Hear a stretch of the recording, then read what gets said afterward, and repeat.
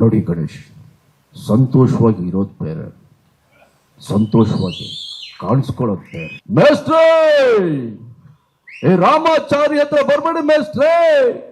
ನಾನಿಲ್ಲಿ ಒಬ್ಬ golden star ಆಗಿ ಬಂದಿಲ್ಲ, ನಾನು ವಿಷ್ಣು ಸರ್ ಅವರ ಅಭಿಮಾನಿಯಾಗೇ ಬಂದಿರೋದಿಲ್ಲ. ನಾನು ಆಕ್ಟರ್ ಆಗಿರ್ಲಿಲ್ಲ ಅಂದಿದ್ರೆ ಖಂಡಿತವಾಗ್ಲೂ ಅಲ್ಲೇ ಬಂದು ಶಿಳ್ಳೆ ಚಪ್ಪಾಳೆ ಹೊಡಿತಿದ್ದೆ. 25 ವರ್ಷ ಆಯ್ತು ಕೋಟಿಗೊಬ್ಬ ಮತ್ತೆ ಬರ್ತಾ ಇದೆ ಅಂತ. ದೊಡ್ಡ ದೊಡ್ಡವರು ಮಾತಾಡ್ಬಿಟ್ಟಿದ್ದಾರೆ, ನನಗೇನು ಮಾತಾಡಬೇಕು ಅಂತ ಗೊತ್ತಾಗ್ತಿಲ್ಲ. ನಾನು ಚಿಕ್ಕ ಹುಡುಗನಿಂದನೂ ವಿಷ್ಣು ಸರ್ ಅವರ ದೊಡ್ಡ ಅಭಿಮಾನಿ. ನಾನು ಹೆಚ್ಚು ಎಲ್ಲೂ ಹೇಳ್ಕೊಂಡಿಲ್ಲ. ಈ ಬಳೆ ಕೂಡ ಅದಕ್ಕೋಸ್ಕರನೇ ಹಾಕೊಳ್ಳೋದು. ನೀವು ನನ್ನ ಹೀರೋ ಆದ್ಮೇಲಲ್ಲ, ನಾನು ಯಾವಾಗ ಕಾಮಿಡಿ ಟೈಮ್ ಮಾಡ್ತಿದ್ನೋ ಇಲ್ಲ ನನ್ನ ಯಾವುದು ಸೀರಿಯಲ್ ನೋಡಿದ್ರು ಕೂಡ ಕೈಯಲ್ಲಿ ಒಂದು ಬಳೆ ಇದ್ದೇ ಇರುತ್ತೆ. ಅಷ್ಟು ಫ್ಯಾನ್ ನಾನು ಅವ್ರಿಗೆ. ಅವರ ಪ್ರತಿಯೊಂದು ಸಿನಿಮಾ ನಾನು ಅವಾಗ ಇನ್ನು 7th ಸ್ಟ್ಯಾಂಡರ್ಡು, ಹೈಸ್ಕೂಲು, ಆ ಟೈಮಲ್ಲಿ ನನ್ನ ಶತ್ರು, ನಿಷ್ಕರ್ಷ, ಸಂಘರ್ಷ, ಕೋಟಿಗೊಬ್ಬ, ಹಾಲುಂಡ ತವರು ಸಿನಿಮಾದೊಂದು ಇನ್ಸಿಡೆಂಟ್ ಹೇಳ್ಬೇಕು. ನಾನು ಕಲ್ಪನಾ ಥಿಯೇಟ್ರಲ್ಲಿ release. If you ask me, 90s Vishnu ಸರ್ದು ಯಾವ್ಯಾವ ಪಿಕ್ಚರ್ ಯಾವ್ಯಾವ ಥಿಯೇಟ್ರಲ್ಲಿ ರಿಲೀಸ್ ಆಯಿತು ಅಂದರೆ ನಾನು ಕಣ್ಣು ಮುಚ್ಕೊಂಡು ಹೇಳ್ತೀನಿ. ನನ್ನ ಶತ್ರು ಮೇನಕ, ಹಾಲುಂಡ ತವರು ಕಲ್ಪನಾ, ಯಾವ ಪಿಕ್ಚರ್, ಸಂಘರ್ಷ ಅಭಿನಯ ಥಿಯೇಟ್ರು, ಅವಾಗ ಅಭಿನಯ ಥಿಯೇಟ್ರಲ್ಲಿ ರಿಲೀಸ್ ಆಗಿತ್ತು. ಸೊ ಅಷ್ಟು ಅಭಿಮಾನಿ ನಾನು. ಹಾಲುಂಡ ತವರು ಸಿನಿಮಾ ಸ್ಕೂಲ್ ಬಂಕ್ ಹೊಡೆದು ಬಂದು ನೋಡ್ತಾ ಇದ್ದೀನಿ. ಆ ಸಿನಿಮಾ ಅಲ್ಲಿ ವಿಷ್ಣು ಸರು ಹೋಗ್ಬಿಡ್ತಾರೆ ಅರ್ಧ ಪಿಕ್ಚರ್ಗೆ. ಅವ್ರು ಹೋಗಿದ ತಕ್ಷಣ ಥಿಯೇಟ್ರಿಂದ ಆಚೆ ಬಂದ್ಬಿಟ್ಟೆ ನಾನು. ಏನ್ರಿ ಹಿಂಗ್ ಮಾಡ್ತಾರೆ ಇವರು ಅಂತ. ಸೊ ಆ ಥರದ್ದೊಬ್ಬ ಫ್ಯಾನ್ ನಾನು. ನನಗೆ ಹೆಚ್ಚು ಅವ್ರ ಜೊತೆ ಕಾಲ ಕಳೆಯುವಂಥ ಒಂದು ಒಳ್ಳೆ ಅವಕಾಶ ಸಿಕ್ಕಲಿಲ್ಲ. ಬಟ್ ನಾನು ಹೀರೋ ಆದಮೇಲೆ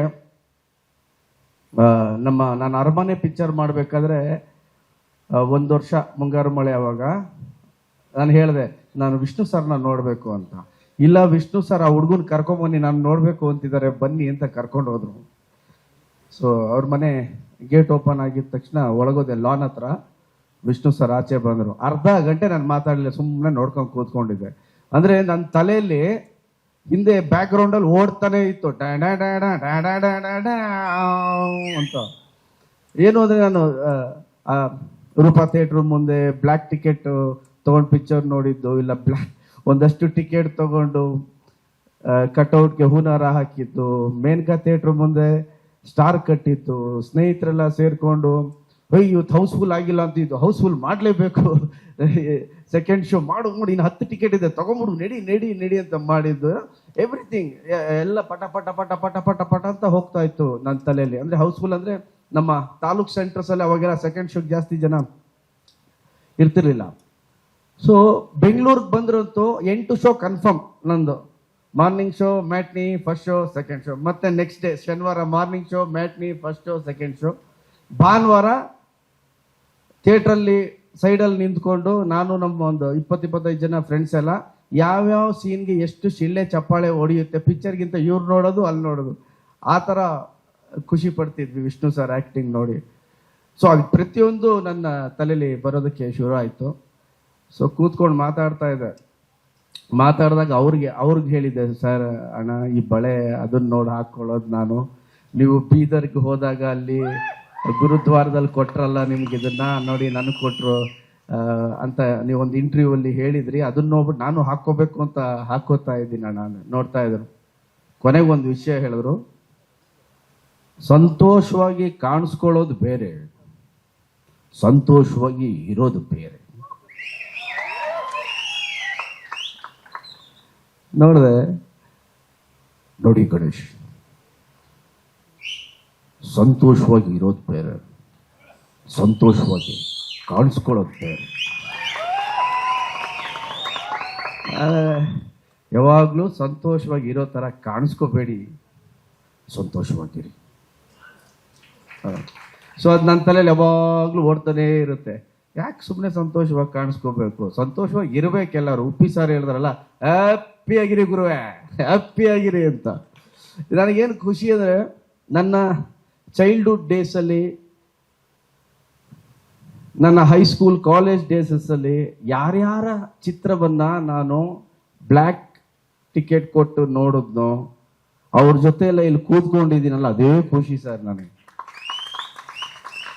ಒಂದು ಗೋಲಿಬಾರ್ ಆಗಿರ್ಬೋದು, ಲಾಕಪ್ ಡೆತ್ ಆಗಿರ್ಬೋದು, ಓಮ್ ಆಗಿರ್ಬೋದು, ಉಪೇಂದ್ರ ಎ ಆಗಿರ್ಬೋದು, ಇವ್ರುಗಳು ಸಿನಿಮಾ ಎಲ್ಲ ಬ್ಲ್ಯಾಕ್ ಅಲ್ಲಿ ಕೂತ್ಕೊಂಡು ಕೊಟ್ಟು ನೋಡಿದಂಥ ಅಭಿಮಾನಿ ನಾನು. ಆ್ಯಂಡ್ ಇವರು ವಿಷ್ಣು ಸರ್ ಬಗ್ಗೆ ಅಷ್ಟು ಮಾತಾಡಿದಾಗ ನನಗೆಷ್ಟು ಖುಷಿ ಆಗೋದು ಸ್ವಲ್ಪ ಲೆಕ್ಕ ಆಯ್ತು. ಕೋಟಿಗೊಬ್ಬ ಸಿನಿಮಾ, ನಮ್ಮ ಪ್ರಿಯಾಂಕಾ ಮೇಡಮ್ ಅವರು ಹೀರೋಯಿನ್ ಇನ್ಸಿಡೆಂಟ್ಸ್ ಎಲ್ಲ ಹೇಳ್ತಾ ಇದ್ರು. ಆ ಜೋಡಿನೇ ಚಂದ ಕಾಣಿಸ್ತಾ ಇತ್ತು. ಆ ಸಾಂಗ್ ಅಲ್ಲಂತೂ ಕಾವೇರಿಗೆ ಕಾಲುಂಗುರ ತೋಡಿಸಿ, ಅದ್ರಲ್ಲಿ ಆ ಲೈನ್ ನನಗೆ ಬಹಳ ಇಷ್ಟ. ಕಲ್ಯಾಣ್ ಸರ್, ಓ ಕನ್ನಡದ ಹೆಣ್ಣೆ ನಿನಗೆ ಕೋಟಿ ನಮನ. ಸೊ ನನ್ನ ಅದಾದ್ಮೇಲೆ ನಾನು ವಿಷ್ಣು ಸರ್ ಒಂದು ಪಿಕ್ಚರ್ ಮಾಡಬೇಕು ಅನ್ಕೊಂಡ್ವಿ. ಅವ್ರ ಮನೇಲಿ ಕರೋಕೆ ನಡೆಯೋದು, ಸ್ನೇಹ ಲೋಕ ಅಂತ ಎಲ್ಲರಿಗೂ ಗೊತ್ತು. ಸೊ ಕರೆದ್ರು, ಹೋದೆ, ಮಾತಾಡ್ತಾ ಇದ್ದೆ, ಅಣ್ಣ ನಾವಿಬ್ರು ಒಂದು ಪಿಕ್ಚರ್, ನೀವು ಹ್ಞೂ ಅಂದರೆ ಮಾಡ್ಬೇಕಣ್ಣ ನಿಮ್ಮ ಜೊತೆ ನಾನು ಅಂತ. ಸೊ ಮಾತುಕತೆ ನಡೀತಾ ಇತ್ತು. ಕಾರಣಾಂತರದಿಂದ ಸಿನಿಮಾ ಆಗಲಿಲ್ಲ. ಬಟ್ ನಾಗರಹಾವಲ್ಲಿ ವಿಷ್ಣು ಸರ್ ಹೇಳ್ತಾರಲ್ಲ, ಮೇಸ್ಟ್ರೇ ಏ ರಾಮಾಚಾರಿ ಹತ್ರ ಬರ್ಬೇಡಿ ಮೇಸ್ಟ್ರೇ, ಆ ಥರ ನನಗೆ ನನ್ನ ಚಿತ್ರ ಜೀವನಕ್ಕೆ ನಿಜವಾದ ಮೇಷ್ಟ್ರು ಅಂದರೆ ವಿಷ್ಣು ಸರ್. ಸೊ ಯಾವ್ದಾದ್ರು ಸಿನಿಮಾ ಆಕ್ಟ್ ಮಾಡ್ಬೇಕಾದ್ರೆ ನಮ್ಮ ಹುಡುಗರೆಲ್ಲ ಇರ್ತಾರೆ, ಯಾವ್ದಾದ್ರು ಸೀನ್ ಇದ್ರೆ, ಸರ್ ಇದು ಸ್ವಲ್ಪ ವಿಷ್ಣು ಸರ್ ತರ ಮಾಡಿದೀರಾ ಅಂತ. ನಾನು ಅವ್ರ ಫ್ಯಾನ್ ಅಪ್ಪ, ಏನ್ ಮಾಡ್ಲಿ ಬಂದ್ಬಿಡುತ್ತೆ, ಅವಾಗ ಬಂದ್ಬಿಡುತ್ತದೆ, ಏನ್ ಮಾಡ್ಲಿ ಅಂತ ಹೇಳ್ತಿದ್ದೆ. ಸೊ 25 ವರ್ಷ ಆಗಿದೆ ಬಾಬು ಸರ್. ಈ ಸಿನಿಮಾ ಮತ್ತೆ ಮತ್ತೆ ಇನ್ನೂ ದೊಡ್ಡ ಯಶಸ್ಸನ್ನ ತಂದುಕೊಡ್ಲಿ. ಆ್ಯಂಡ್ ನಾಗಣ್ಣ ಸರ್ ಬಗ್ಗೆ ಹೇಳಲೇಬೇಕು. A wonderful human being, fantastic human being ಅವರು.